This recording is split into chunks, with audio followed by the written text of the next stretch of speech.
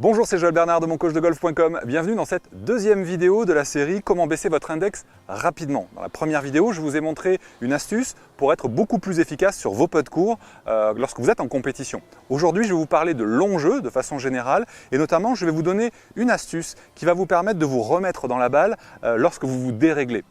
Parce que rien n'est plus frustrant que de partir en compétition et de se dérégler au bout de 10 trous, 11 trous, de ne pas réussir à se remettre dans la balle et de bousiller un aller qui était pourtant bon, qui était dans les clous. Et ça, c'est frustrant quand on ne sait pas se remettre dedans. Alors, une chose est sûre, alors juste avant d'aborder ce sujet d'ailleurs, ce que je voudrais, c'est vous remercier parce que vous avez été plus de 200 à me laisser un commentaire sous la première vidéo. J'ai lu tous les commentaires, je ne vais pas pouvoir répondre évidemment à tous les problèmes que vous m'avez indiqués, mais dans la prochaine vidéo que je vous envoie dans demain ou après-demain, bref, vous allez voir, là j'aborde beaucoup plus de points, mais j'en dis pas plus, vous verrez bien, surveillez votre boîte mail. Donc comme je vous disais, la plupart du temps quand on se dérègle sur le parcours, ça vient de trois paramètres principaux. Ça peut venir soit d'une perte d'équilibre, souvent c'est quand on est fatigué de sa semaine ou qu'on n'a pas bien dormi et on n'a pas de jambes et du coup on n'est pas très stable et de ce fait-là on a tendance à décentrer les impacts, ce qui fait que on a de moins bonnes sensations, des coups moins puissants et des coups qui se dispersent parce que dès qu'on décentre les frappes, forcément ça fait dévier la phase de club et donc ça fait dévier vos balles. Ensuite le deuxième critère qui va faire qu'on va se dérégler, c'est lorsqu'on perd son tempo.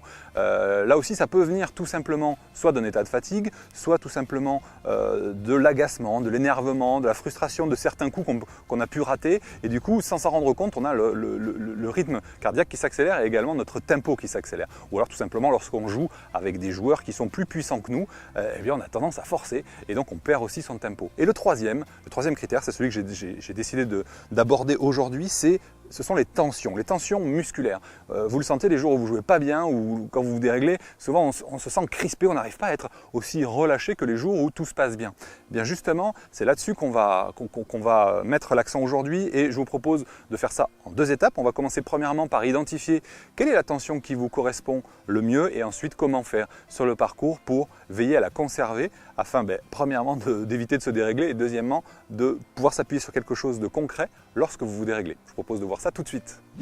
Alors pour commencer, je vous propose d'identifier quel style de tension va vous convenir. Alors la tension, on peut checker celle des jambes, au niveau des hanches, au niveau du buste, au niveau des mains, au niveau de la pression du grip, au niveau des épaules, etc. Là, on va se focaliser sur la tension au niveau des bras, puisque ce que je remarque très souvent, c'est quand ça se dérègle, c'est que les bras ont tendance à jouer beaucoup plus vite que le corps et c'est directement lié à la tension. Alors ce que je vais vous expliquer là, je l'ai appris de Pia Nilsson et Lynn Marriott, deux coachs américains qui font partie du top 25 des meilleurs enseignants aux États-Unis et leur meilleure élève, la plus connue, c'est Annika Sorenstam, qui a été longtemps numéro 1 mondial, c'était la Tiger Woods chez les filles en fait.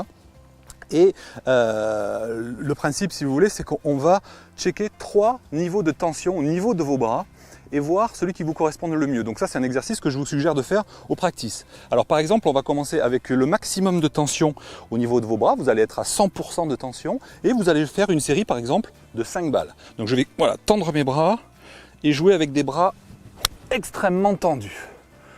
Ok, alors ça c'est fatigant, je ne me vois pas jouer pendant 18 trous comme ça. Vous faites une série de 5 balles, d'accord?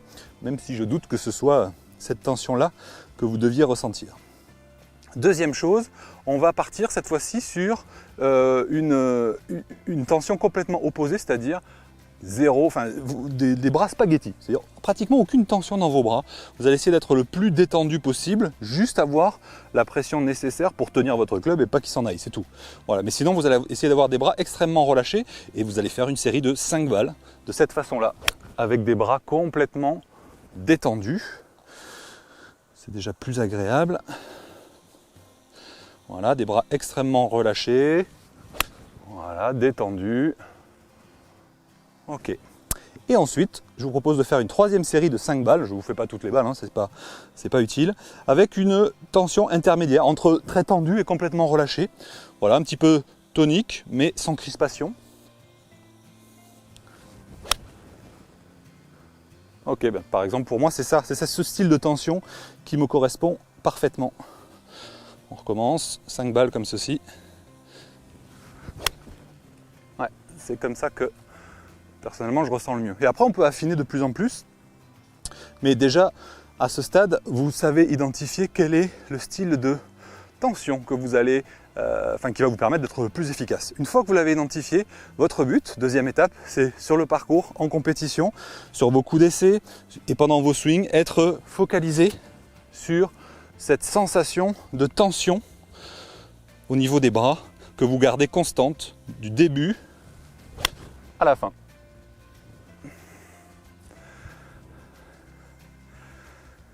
Alors je vous propose de tester ça dès votre prochaine compétition et d'ici là, je vous donne rendez-vous demain ou après-demain. Je vous envoie un petit mail avec une vidéo qui sera un petit peu plus longue parce que je vais aborder plus de thèmes. Vous m'avez envoyé beaucoup de problèmes. Vous m'avez expliqué le long jeu, les mises en jeu, les attaques de green, votre petit jeu, etc. Donc là, je vais vous donner plusieurs astuces et donc je vous donne rendez-vous. Surveillez votre boîte mail demain ou après-demain, tout dépendra du montage. À bientôt, bye bye.